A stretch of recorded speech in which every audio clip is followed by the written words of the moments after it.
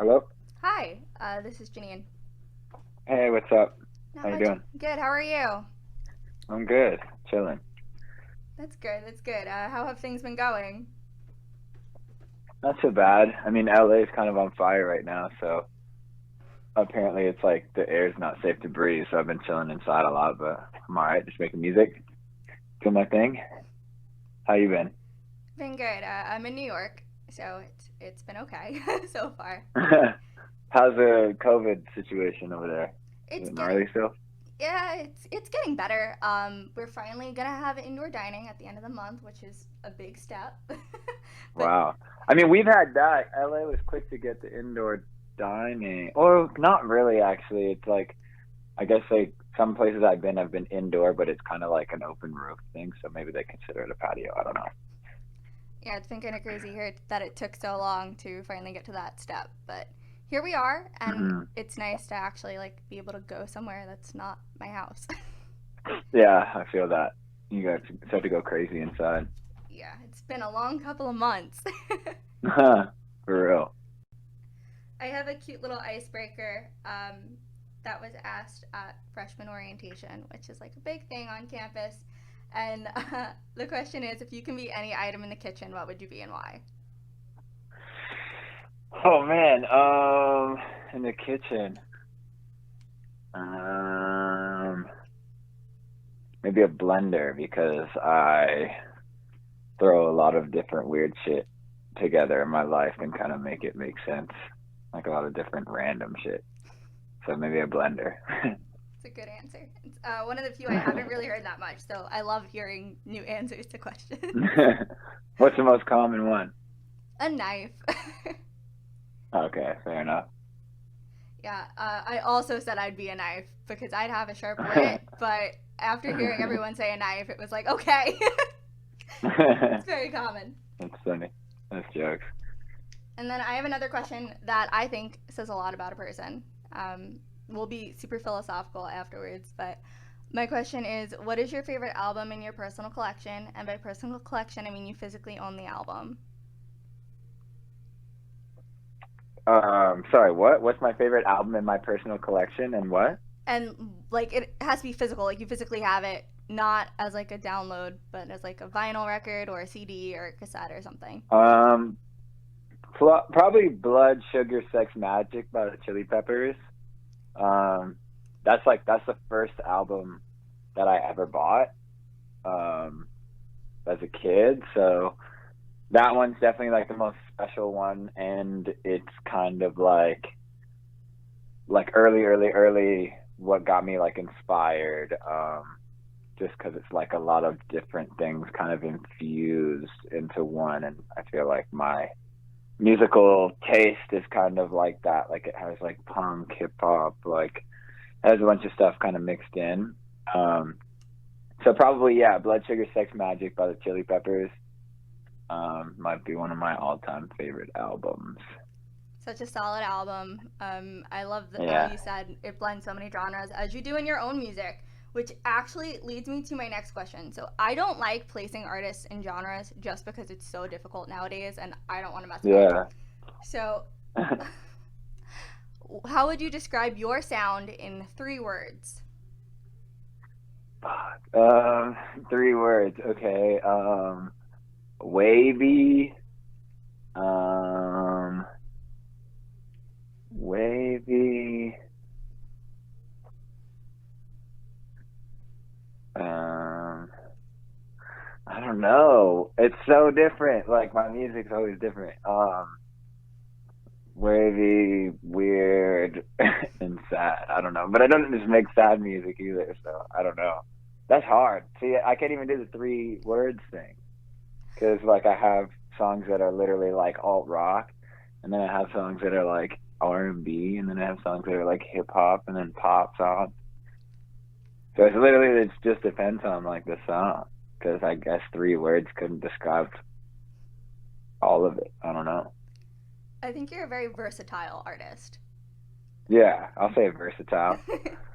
um, as you said, you branch across these different genres. Like listening to your latest songs, it's so hard because like it has that nostalgia factor of like, oh, it has like those pop punk type lyrics, but at the same time it Yeah, has that trap beat, and those guitar riffs are sick. Like, they go so yeah, well.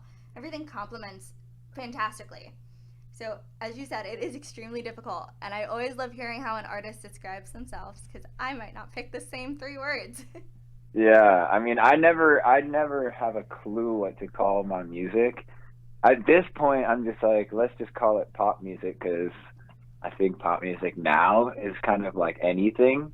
Like you have hip hop songs that are number one on pop radio, um, and it's just like pop songs that are trying to be hip hop, and then like I don't know, you could have a country song on top 40 radio if Diplo does it, and then you know what I mean. Like like the radio pop is anything now, so I'm just like, I'll just say pop, like whatever. Pop means popping, like who cares? It's just whatever is popular. So I just say pop nowadays, but yeah, it's definitely a lot of random stuff. And I've literally struggled with that question my entire career, and I've never just sat down and figured out an answer. I've always just kind of avoided it, which is weird because people ask me all the time. I think that shows that like you're not afraid to try different sounds and to try to figure out your own sound of like who you want to be as an artist. So I think that kind of makes you different than a lot of other artists in the game right now. Like you mentioned pop radio and the songs you Mm. have put out, I feel like I want that to be like what mainstream music is. I want that to be what I hear on Z100 over here.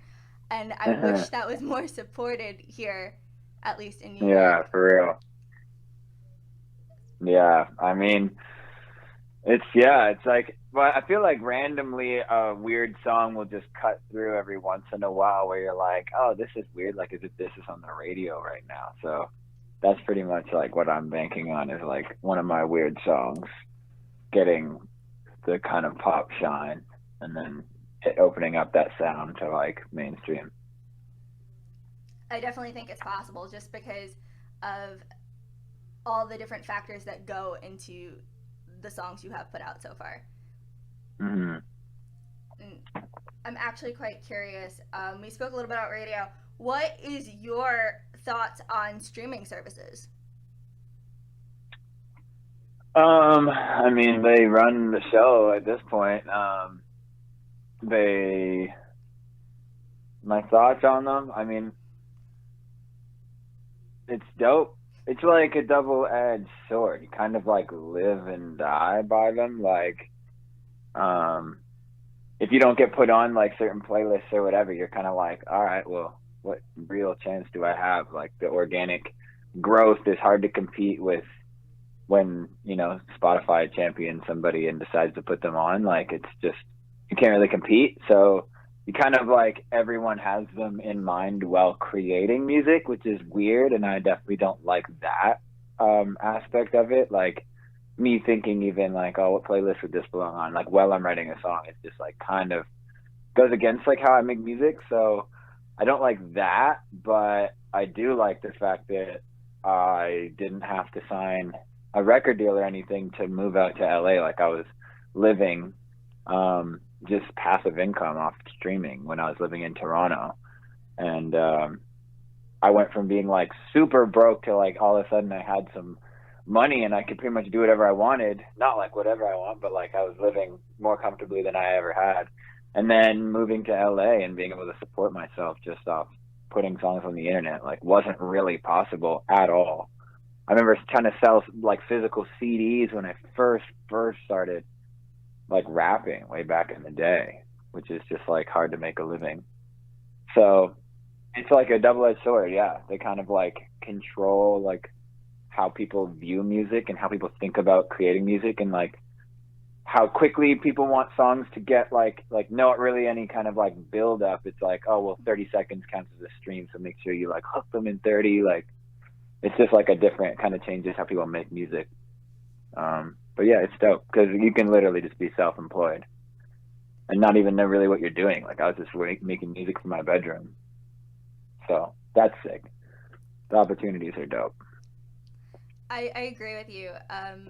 I have my own. I'm not gonna lie. I do use streaming services all the time, Oh every yeah, day. me too. I mean, it is like there's no other way to listen to music. Like that's just they own the industry right now. So, and probably forever. I mean, who knows what will happen next? But yeah, no, we all have it. We all use it. I think, as you said, like it kind of changes how songs are released. I notice like more artists are putting singles out, and there's been less of a draw towards like a physical album being released in some format. Yeah, I mean, I even feel that. Like, I'm even like, sometimes I'm like, yo, let's just put this out, and I'll be talking with my label and stuff, and we'll be trying to figure out like, oh, well, it's got to be on a project and all this kind of stuff, and I'm like, does it matter anymore? Like, there's a project. Like, I love projects, but I'm just like, it's a lot of work if like people are literally just gonna be listening to certain songs on playlists anyways. Like, it's like people just take their song that they like off the album and kind of put it in a playlist. It's like people don't sit with physical albums at all, and they rarely probably throw on entire albums on Spotify. Like, it's very much a song based industry now. Yeah, I feel like I'm in the minority. I'm always trying to go through an album in fall nowadays, especially I've had so much more time with quarantine. And I think that like playlists are great ways for discovery. And I've also been going through, this is going to sound absolutely crazy. I go through a playlist, and then I'll go to, if I like the song by the artist, I'll play a song that maybe isn't in the top like streamed songs, just because I feel like sometimes that's a better representation of who the artist is than the one song or the few that have gotten super successful. Exactly. No, that's so true. It's definitely dope, because like even like New Music Friday, like just being able to see everything that all like the big people have dropped every week is like so sick. Just one place where you can literally listen to everything. Like, that stuff is dope. But yeah, no, there's a lot of like kind of missed or forgotten or hidden or, under supported songs or artists that are really great, that you'll have to find just by like searching through the deep cuts and not just like the ones that have all the plays. Yeah, I think it's changed the game in a way that I don't know if we're ever going to go back to how it was before, but we'll see. Nah, I doubt it. I definitely doubt it. Like, I don't even think people are making CD players anymore, or any kind of physical way of playing music. Like, it definitely seems like this is where we're at forever, and just kind of expanding on this. Yeah, I know, like, lately I've definitely purchased more vinyl records than I ever have before. That's true. I was talking about that with somebody, and that's one thing that will like never die, and it's only going to get more popular as, I mean, CDs just are gone, but like vinyl is something that's just irreplaceable, which is cool. And it's like, of all of the ways of playing music, it's funny that records have stuck around. It seems like the most inconvenient in a world where everything has to be super convenient, but no one can replace a record. That's so true. And that's actually why I asked earlier what your favorite album was, because I think it's important for someone to have like a tangible copy of something that means something to them. As you said, it was one of the first records you bought, or the first one you purchased, and it means something to like have that one be the first one. Yeah, it's like I'll never forget it, but the amount of albums I've downloaded and just like, you just don't care. I mean, I would sit there and like just read every single word in the booklet and look at all the pictures, and sometimes I would even take the booklet out and like flip it to a picture that I like the most and use that as like the front cover of the CD. Like, it just was like an actual experience. Mm-hmm. But I definitely like eventually want to at least do like limited runs of like actual vinyl like records of my projects. That'd be sick. I'm quite curious, how do you pick which songs get released as singles for your projects? Basically just kind of the ones I like. Like, I mean, I just go, this is my favorite one, let's put it out next, and then I love this one too. Like, I've been really lucky, like with Capitol. Like, I've had 100% creative control with everything, like picking from the order of the tracks on the project, from which tracks are going to be on, because I have like hundreds of songs, And like I'm just like, hey, these are the ones that are on the project. This is the order they're in, and these are the singles. And they're just like, all right, sick. So I don't know. I just kind of I don't really have like a process for it. I just kind of just whatever I'm feeling, I'll just be like, yeah, that's the one. Because sometimes there's usually one that kind of shines a little brighter than the others as far as single um, vibes go. You'll just be like, yeah, this is obviously a single. But I've also had the single not do the best, so what do I know? I always think it's interesting to see what songs are released as singles. I'm going to use this as an example. Uh, Boston Manor released Glue this year, and I hated every single single that was released from the album. But turns out this album in full has become most likely my album of the year, just because of how I like the track listing for it. So I think Right. sometimes the singles, I think, are Can be amazing. misleading. Yeah, I don't. Yeah, that's probably the best word for it. Yeah, no, I definitely feel that. Because there's also, yeah, there's been times where I've heard someone single and been like, damn, this is obviously the strongest stuff they've got. And I'm not really feeling it. So I'll just be like, hey, well, the project's probably not that strong. And then it'll turn out to be amazing. And I'm like, oh, what?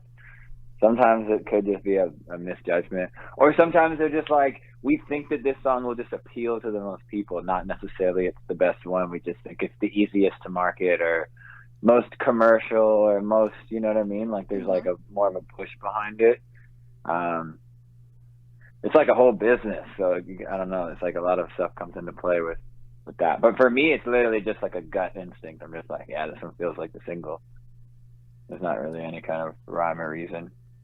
I like how you said that though, because I think sometimes those gut feelings are the ones that kind of just soar the most, if that makes any sense. Yeah, definitely. It's like a lot of that's like just because like the music I make, like we were saying, it's not like your cut and paste like formulaic pop music, but I do want to live in that world. And it just is those artists that cut through with my buddy Dominic Fike. He is so like out of the box. He doesn't do what anyone else is doing. Like he's very much an artist, and he had Three Nights as a hit song, and it's like it's still like very Mm-hmm. um not like everything else that you're hearing. Like it's super unique still, and it still cut through, and everyone loved it. So, um, yeah, like going with your gut instinct on stuff and just being like, this doesn't sound like everything on the radio, but it's still dope enough to be on the radio. It works sometimes, and when it works, it usually works like really big, Mm-hmm. and it's usually the most impactful. It's honestly like why I love what I do, because I get to talk to artists who I believe should be what we are hearing on the radio, and it might not be Yeah, the stereotypical type of sound, but I think that's what we should be giving a chance nowadays more so than a formula. yeah, exactly. And I mean, I love the internet because it's more like if something breaks on the internet, it's kind of forced to be on the radio and Mm-hmm. sometimes. And I think that is more room for like weirder shit to break on the internet than like your like commercial pop like main radio stations. Mm-hmm. So yeah, like it's radio stations like you guys, it's like the internet stuff, it's like all the stuff where there's more control and more like people, music lovers just choosing the songs rather than people that are playing a political game or whatever the radio is. You know, the radio is a whole thing. Yeah. But yeah, I think that it's dope. People can, weirdos can thrive and get some love because of people like you. So I want to talk about Say It First for a quick second. I need to comment on the fact that I love the feel of the song. I love that Thank swing you. feel on the one and the three. I think it was like a comfortable feeling. Like it was something Yeah, that, it's got like a weird, like cool little pocket. It's just yeah, sitting nice. it sat so Mm, well. And then the lyrics for it, I think were so honest and relatable that it just kind of thank like you. struck a chord. It had that nice feeling. Well, thank you. I've got a couple others because like that one, I have an old song called "Give You Up," and there was like a feeling in that, like kind of like it was more like just by accident. Like I didn't really, I was pretty raw back then, but um, it was just had this feeling that I was like, damn, I need to try to capture that emotion again. And I think that Say It First is like kind of lives in that world, which is nice. And then I have a couple others that are going to be on the album after the EP that are like in that same kind of world that just have that like really nice like floaty pocket and nice little bounce.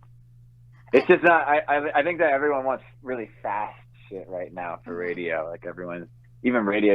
I heard that they speed things up and that want everything super fast. So I don't know if a song like that, it would have to like just blow up before hitting radio. I can't imagine them taking it to radio unless it was already big. If it's slower like that. But I love that kind of music. Like I love those little bops that aren't just like ripping through the whole song super quick. I think the musicality of it was really, really nice to listen to. Lately, I've been leaning more towards music that has that type of musical feel to it, where the melodies just float so well, and it was just really refreshing to hear it. So thank you. And my homie Julian killed the guitar on that. That guitar loop is so nice. That's one of my favorites. The guitar is great on that one.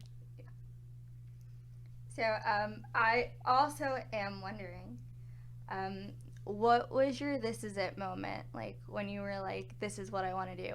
I was living in residence in college in Toronto, and I was kind of hating it. Like I didn't know why I was in school. I didn't like going to class in high school, so I didn't know why I went to college, and I was just kind of like, oh, this sucks.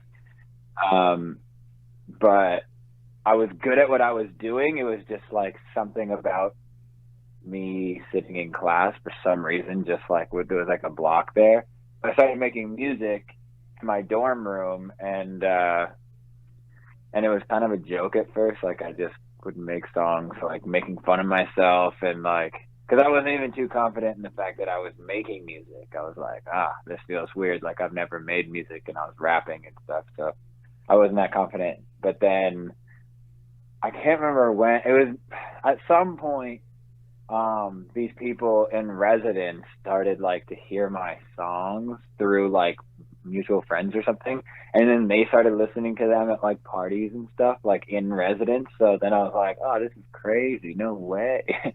So it might have been one of those moments where I was like, damn, this feels good, like this could be a real thing. And then I just pushed, and yeah, here we are. I love hearing about people's like beginnings, just because it's kind of like my moment where I see how people are put on the track to be who they want to be and release what they want to release and do what they want to do, and it kind of, as you said, stems back to that like moment of like going through phases. Yeah. For real. You mentioned earlier that you grew up in Toronto, right? Yeah. Yeah, I went like after high school, I moved to Toronto and went to college there for a year and a half. And then I dropped out like halfway through my second year. But I grew up in Ottawa, Canada, which is like it's the capital of Canada. It's where the Parliament buildings are and all that. It's a very like government, like just a big government town. Like most people kind of aim for the government vibes. So it's not the most like, I mean, back when I was there, like the scene could be crazy right now, but I just have no idea because I'm not there. But back in the day when I was living there, it definitely like didn't feel like the place to be making music. So when I started making music, but I was leaving school in Toronto, I was like, I'll just stay in Toronto, and then eventually made the jump to LA. The reason I ask that is where I am from Staten Island, New York, which is where Wagner College is located, and there is no music scene here. It is quite unfortunate. Really? Yeah, it's really sad. Is that where Staten Island, like, where is that in New York? Is that in New York City? Yeah. Yeah. Because I used to play on a basketball team when I lived in Ottawa, because I lived pretty close to the border. And I remember this. Do you know where Ogdensburg, New York is? It's upstate. Yeah, it's Yeah. like by Syracuse, I think. Yeah, yeah. Yeah, like I played on a basketball team in Ogdensburg, so I used to go to New York State a lot to play basketball. But I've only been to New York City, I think, twice in Okay. my life. So Staten But Island yeah, is part of New York City, to answer your question. It's one of the oh, five that's where boroughs. Wu Tang's from. That's where Yes. Wu Tang's from. Yes. Yeah, and they were like the only thing. Like I remember it was like a big thing, right? That they were coming out of Staten Island because like no, like every other like borough or whatever. I'm probably saying all the wrong terms here. No, I feel that's like an right. idiot, but everyone else had like a scene, and Staten Island had just Wu Tang, right? Yeah. Yes. 100%. That's crazy. It's even more upsetting because School of Rock was filmed on my campus. So like to No have way. yeah, it's the building where Jack Black's in the van pulling up to the school for the first time. That is Wagner College. It's where I had class. No way. That's sick. I love that movie. I've seen that movie like 20, 30 times probably. And it's like we have this iconic like rock movie that influenced so many people, and then like you come here and it's just sad and pathetic. Like we don't have anything. Yeah. It inspired everybody except for Staten Island. Yeah, basically. So I normally live vicariously through everyone else when they're like, yeah, this is our local music scene, or like this is what's happening here, just because I can't even like if I wanted to go to a show, put like pre-COVID, it was in Manhattan or Jersey because I live closer to New Jersey. Do you think the shift to like moving to LA influenced your music style in any shape or form? Big time. Like massively. Because I listened to like a lot of rock music and stuff growing up. And hip hop obviously, but I never thought I could make rock. Like I just didn't think because I just wasn't a singer. Like when I first started making music, I couldn't sing at all. I could never sing as a kid. I never tried or anything. Like I was just not a singer, and I kind of taught myself a little bit. But I lived in like a really shitty apartment in Toronto, and the walls were so thin that like when I was recording, even when I was trying to be quiet, my neighbors would be screaming, "Shut the fuck up" and stuff like that. So I didn't have like the confidence to just like scream out vocals. And then I came to LA. I also didn't like have any producers or any musicians really in Toronto other than my homie from Ottawa who played guitar. He came and lived with me for a year, but then he left. And so I didn't have anyone I was working with in Toronto. So then I came to LA and I meet all these like really super dope producers, crazy musicians, like literally getting in the studio with like John Feldman and like Travis Barker and just like legends and stuff. So then I'm just like in these situations where I have like full confidence to just push out my singing and try to see how far I can go with it. And I've like my voice has just gotten so much better just from like practicing and having the confidence to even do that stuff and to have musicians that can like play these guitar riffs and you know real drummers and all that kind of stuff help me find my voice, my sound, pretty much everything. Like I don't think I'd be even close to the artist I am if I had to just stayed. It's pretty interesting.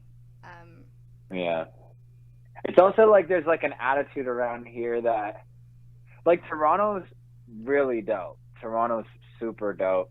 As far as like there are definitely like a lot of people going crazy in Toronto, like superstars coming from Toronto all the time. But it's like LA has this like mindset of like not only like can you make it and that it's possible to be something, it's like a lot of people just assume you are almost. Like people will be like, "Oh, you make music?" Like they'll just see me like I'll be getting a coffee and the guy working there will be like, "Oh, you make music?" Like people just know it and it's not weird and it's like embraced and supported. So everyone's just going really hard. But like where I'm from, like I had people telling me like, "Don't forget where you came from. You shouldn't be making this kind of music," because I was rapping and I came from the country, like from a farm. So people would literally tell me like not to do that. So where I'm from, it's just hard to grow when people literally tell you to stop. And then you come to LA and it's like everyone's like, "Oh yeah, you could be the next big thing. Like you're gonna be huge." And you're like, "Oh, this is nice." So that also plays a big role in it, just like the energy that people have towards like the impossible, quote unquote, or like going against the odds, you know? Mhm. It's kind of like making the impossible possible. I feel like, Hmm. from what I've heard, I've never been to the West Coast, so I live through my roommate who is from Sacramento, and she always Yeah. tells me how everyone's like so accepting of all the different types of possibilities of what someone could be doing out there, and it's nice to hear that because again, Yeah. New York is New York. Yeah, it's like it's weird though because New York has just so much music history. Like you would think it wouldn't be like that, but I don't know. I don't know if it's like an LA thing, like just a Hollywood thing. I don't know, but yeah, it's just like a lot of believers. Like people just believe in shit. And like every session that you leave, everyone's like, "This is a smash." Like everyone's always like, "This is a hit. This is gonna be a number one." Like everyone just always has that mindset of like speak it into existence. I don't know. It's definitely got its toxic side, but that energy is definitely helpful. Yeah, I can definitely see how it can be beneficial just because like it's been this stopover place for so long, and it's so nice to hear of an environment where like people can grow musically and individually, and it's nice to hear that Exactly. you've had Yeah. that. Yeah. It's like I obviously always love my hometown, and like I would change nothing because I'm stoked on where I'm at, and I'm stoked on like the artist I've become. But yeah, it's definitely tough in certain spots to grow. I think you just have to be like even more mentally tough to grow in those kind of situations because you can't get the validation or like reassurance from just anybody, you know, like the general consensus is that it's impossible what you're doing. So it's sort of hard to grow like that. Hmm. But people do it. What is the weirdest or funniest question you've ever been asked in an interview before? And I'm going to ask you to answer it. Oh, I don't even know. Funniest or weirdest question I've been asked in an interview before? Hmm. I don't know if I've been asked like a weird question in an interview. Do you have a weird question? We Maybe have you one can that set the follows this. bar. we do What? we do have one that follows this. Maybe you'll set the bar because I don't think I've been asked like off the top of my head. I can't think of anything that stands out as like a weird question I've been asked. Okay. So Yeah, I don't know. I don't have any memory of anything. it's okay. So we have a question that one of the staff members, Grace, came up with. I will give a little backstory about it first, so it's not like so abrupt. So it's about Mac Miller's album that was released, and then the Little Peep songs that were released. So we want to know what your thoughts are on posthumous releases. Should they be released or should they not?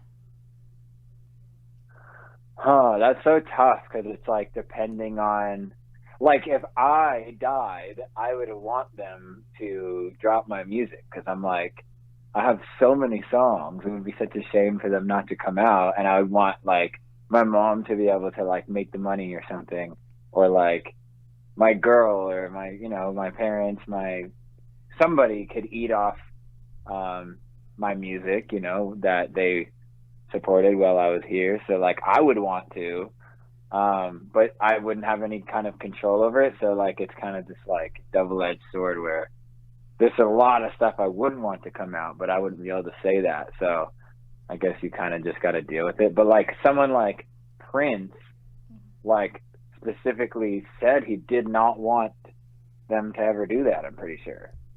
So some people are like, no, if I don't like make the album and release it myself, like I don't want it out there. Like, but like if it was me, I would say, yeah, let's do it. Like, and then give all the money to my parents, my friends, and my manager, and let them live off of it. Like that would be dope. But I guess it just depends on the artist. I mean, with Mac Miller, like, was it an album that was finished or did they have to finish it? Like, I don't know. I guess it depends. If it was an album that was finished that he was gonna drop anyways, or at least almost, and it was just like tightening things up or like little production things or mix things, then I say go for it. But I mean, sometimes like with the X stuff, even like it does seem like they might have just found random ideas and they're kind of like piecing together an album sometimes. Like, I don't know. It's really hard to say. It just depends on where the album was at, I think, before they died. I know it's a tough question. It's super tough, but yeah, I personally would say rock out. Like, whatever. I'm dead. Let the people I love make the money off of it, and you know, give like my fans they deserve to have it. It's like I want to put it out. It's just that there's not enough time to do it yet. So if I die, like, just throw it all on the internet. Who cares? That's actually one of the reasons why I bring this up, because like I know as a fan you always want to hear more music, but at the end of the day, the artists have been happy, and we bring this up because we want to start the topic of artist wills, or like having this negotiated into a contract so every artist has a say in what happens to their music. Mm-hmm. I know it's tough. It's so tough in today's day and age and climate of everything that's happening, and it's hard. It's just hard. I feel like there's this little like gray line, and it's hard to know if you're gonna cross it on accident or not. So that's why we want to start conversations. And it's like everyone, like, it's so many superstars have died recently that it feels like so frequently that we see those albums now, and it's weird. Like, I just don't have any memory of it being so common. Mm-hmm. It would have been like a big deal, like, whoa, this is an album coming out, dude's dead. It's like now it's like all the time. It's so crazy how many deaths there's been. Yeah, and I think some of it is obviously like the artist was working on this stuff beforehand, but at the same time, it's like, as you said, I don't think I've seen it as much as I have in the past couple of years. I feel like now it's like normal, but it shouldn't. Yeah, literally. Even like the Pop Smoke and Juice WRLD albums came out like the same time. Like there was 2 on the charts at the same time. It was wild. So wild. And like I feel like we'll see Juice WRLD albums for a while. That guy made so much music. Like, that's the thing. See, with an artist like him, or like, I'm assuming XXXTentacion had a bajillion songs as well. It's tough because when you make that many songs, it could just be like you make like 7. I've heard of Juice WRLD making 7 songs in one session. Like, you know what I mean? Like, if you're just like getting ideas down and then those are getting released and you maybe didn't like flesh it out or whatever, it could be tougher. But if they're like someone like Mac Miller, I feel like kind of like sits with songs for longer. So like if a song's done by him, it's probably one that he's like chipped away at more. I don't know. It's really hard to say. I don't really know. So on that note, if you can change one thing about the music industry as it is today, what would it be and why?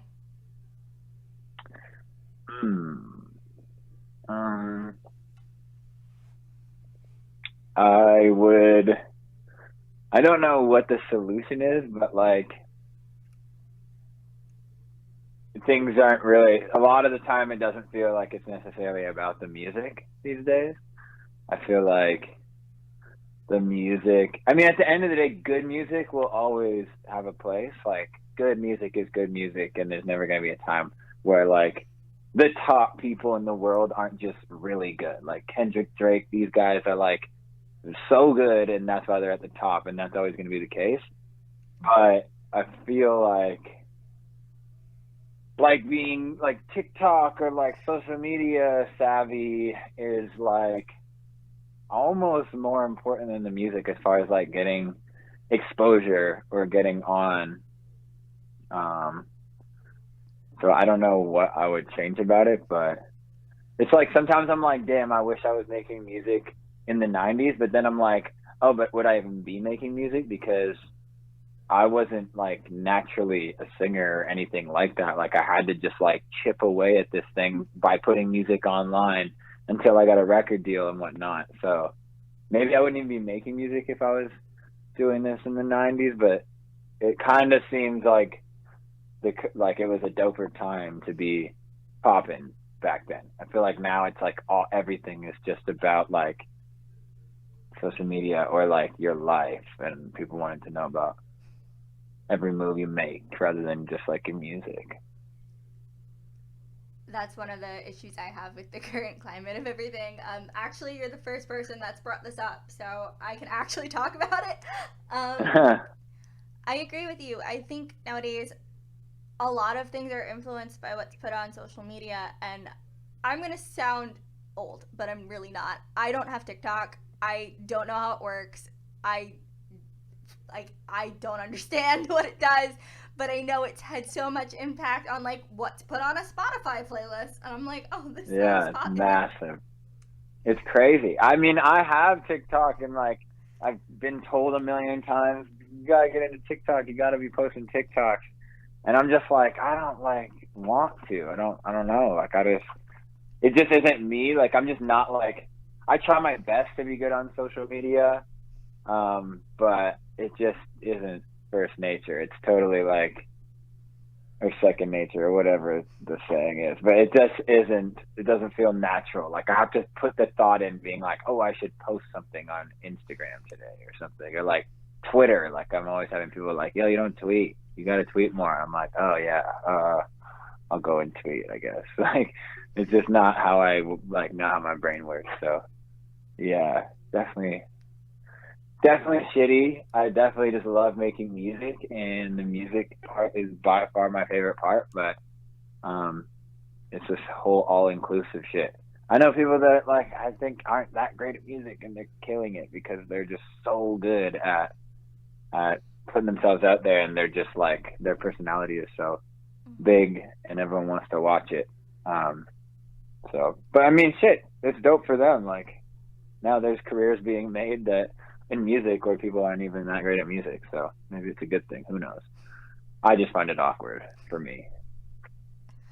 I think, as you said, the emphasis should be placed back on the music. Like this is what you're doing. This is what it is. Like this is what you're releasing, and it should be the spotlight. And I just care about the music so much. Like I just like I put a lot of thought into my music and a lot of like emotion, and I just care so much. So for me, I'm just like that's the part that I should be focusing on, when like after I'm done that, then I'm like being told, oh, you gotta, but there's all this other shit you gotta do now, and I'm like, oh, but I don't care about any of this stuff. I just wanted to make music.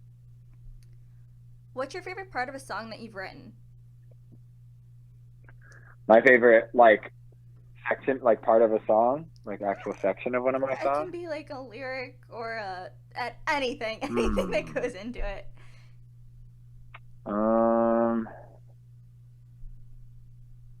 Shit, I don't know. I mean, there's a song coming out. My homie 12 a.m., who's an artist that we actually went to the same high school and lived together in Toronto, and now we live together in North Hollywood. But he has a song coming out soon that I did a verse on, and I think that's like my dopest verse I think I've ever done.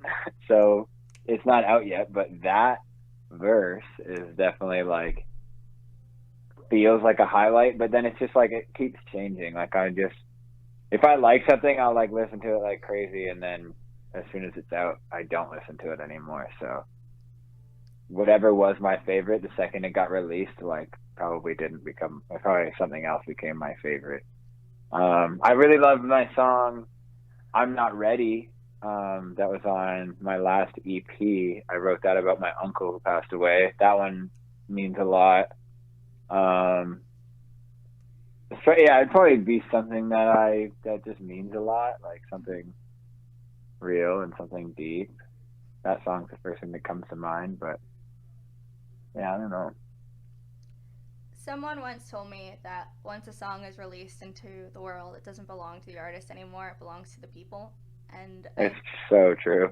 I think that goes along with what you were saying. Like once a song is released, it might not be your favorite in that moment anymore because you've lived with it for so long, and then especially as you're getting close to releasing, like you just listen on repeat like a weirdo, and then the second it's out, you're like, well, I can't change it, and it's just old news now. Like I've had that song. Sometimes I've released songs like even like on my last EP, like songs like Where Are You Going and stuff like that. Like that song I wrote a year before putting it out, probably. So it's like I've just had it for so long. It's like an old song by the time it comes out. It's such an interesting concept because I know, like, for me, I love the fact that music becomes timeless. Like, you're rooted in a moment in time when you listen to a song, or like when someone releases a song, I can connect with it a couple Hmm. years later, and the message is Hmm. still the same. Big time. It's crazy to me that, like, this it to me, I kind of think of it as like a mile marker. I don't know, like a certain song at a time. It's a place for my memory. That makes no For sense. sure. And even just like, yeah, like when I listen to it, I'm like, oh yeah, that's it. Because even like as I dropped that stuff, it's like when I listen to it, I'm like, this is when I first moved to LA. Like I can just hear I just remember all the shit I was getting into and like doing when I first moved to LA. And that's when I was making all that music. So it's like, it's really time stamped as like that moment. And I'll always remember everything being new and exciting, and I'm in paradise, and you know what I mean, like that whole vibe. It's like that's my last EP. That's like what it makes me feel, because that's when I made it. What is your favorite part of the recording process? um hmm it's definitely frustrating because I always wish I was a better singer than I am. um just like random cool shit happening by mistake is sick. But like right now, and like since quarantine, I've gone back to how I used to do it, where I literally am just in my room. I have my own like little setup, and I've just been recording my music by myself. Like Say It First, like I just wrote and recorded by myself in my room. Bad Dream, same thing. Basically, all my new stuff I'm just doing like totally alone. So that whole process is my favorite way of recording. Just like turning the lights off in my room and just like getting in my own head and being like just in a different place for a bit. Because I tried doing the whole like studio sessions every day thing, like all 2019. I was in sessions like almost every day of the week with different people all the time, making music all over the city. And it was exciting, but it definitely feels like when I'm alone doing it in my room, it's like the most unfiltered, like it's just like the most free way of making music for me. Like it just feels like it flows. And I don't have to like think about another person in the room or any other opinion. Like it's just me and my microphone, you know?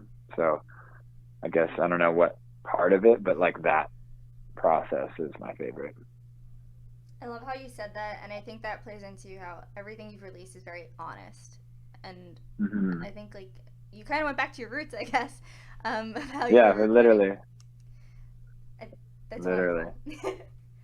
um, I don't want to keep you too long, so I only have two more questions.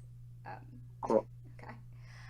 So I'm quite curious. I need to expand my own musical listening currently. I feel like I've had the same three albums on repeat. So what music are you currently listening to? Um, the Dominic Fike album that came out, I really like. Um, that one's crazy. Um, what else am I listening to right now? I've been listening to like more than ever in my life. I've been listening to just like pop-in songs, like songs that are like literally hits, and I never ever have done that. I've never listened to mainstream radio really, but lately I've been kind of just actually listening to playlists, and kind of just getting inspired by what's happening right now. Let me think. As far as albums go, um, It I could be don't know. I songs don't or listen to artists. much. Honestly, as far as like a body of work that's come out recently that I've listened to a bunch, I would say the Dominic Fike one would probably be the most listened to. Um, and I could be forgetting something, and I'll probably kick myself later for forgetting. But yeah, I would say that is really dope and one that I've listened to like front to back a bunch. Yeah, Or I'll just throw on like a '90s alt rock playlist and just listen to that. Like, I just like '90s, early 2000s alt rock. That's my shit. The 90s playlists on Spotify are so good. Like, not gonna lie. I know, they're the best. Literally the best. I just run and then I listen to those. I feel like I remember songs that I maybe haven't heard in years just by going through those playlists. Yeah. My next release, I won't say what it is, but my next release is a flip from a song from the '90s that you'll definitely know. And we got it cleared and everything. It's dope. Oh, awesome. That's exciting, though, to hear that. Yeah, it's cool. It's definitely cool. Bringing the 90s back to 2020. Yeah, trying. Someone who does that really well is that B Dad Doobie girl. Yeah. She's fire. Oh, that's another one. Her shit is fire. I don't know if she's dropped her album or if she's like in the process of rolling it out, but she's super dope. Definitely got to work with her at some point. I love talking to people about like what they've currently been listening to because I feel like sometimes I get stuck in moods and it becomes, oh, it's so bad. It's like no new material is introduced for like months and then it's like, oh. I know, especially when you just like a certain like style of music that just doesn't come out all the time. Mm-hmm. It's been a problem. I've been listening to a lot of like Norwegia. Like no one knows who they are. I think they're Swedish. I don't know. Their album was awesome. It's like, I guess it's metalcore, but not really. It's like post-hardcore. I'll check it out. What's it called?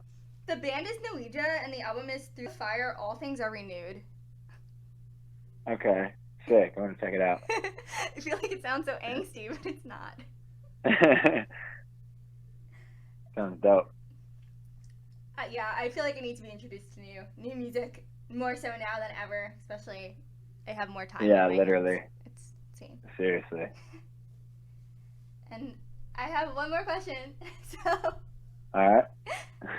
The question is, what are your goals for 2020? Now we can do the year or the decade because I know the year's kind of been canceled. Yeah. My original goals for 2020 was tour, which obviously not gonna happen. My new goal is have a song blow up and I get rich. I don't know. My new goal is just this EP is basically done. Finalize that, have it come out, have it level up my whole life, and then finish my album and try to like, I don't know, just drop merch stuff. I don't really know. What else can we do? Put out music and drop merch and ride this weird wave that we're on. But no, I mean, for the decade, like, platinum records. My goal, move my girlfriend to LA, buy us a house, and get a dog. That's so sweet. Or 2 dogs. That's my goal. Do you know what type of dog? She's allergic, but she loves dogs, so something probably hypoallergenic, but maybe like the whippets or Italian greyhounds or whatever. She likes those. Maybe those. Or I don't know. I really like bull terriers, but they're crazy apparently, and I don't really feel like dealing with it. It's cute though. I love how you put in like personal life goals in there too. I love hearing about those too. Yeah, they're just as important. So I want to thank you so much for speaking with me. I greatly appreciate it, and I'm so excited to see your musical career in the future, and I can't wait to one day just sit down and go through your discography. Thank you. I appreciate you guys supporting and you writing for artists that are trying to keep it real. It's really dope. Wish there was more people like you, but yeah, thanks for talking. Greatly appreciate you doing this, so thank you again. Of course. Until we meet again, I'm sure I'll see you at some point. Yes, probably. I hope you enjoy the rest of your day. You too. Cheers. Bye.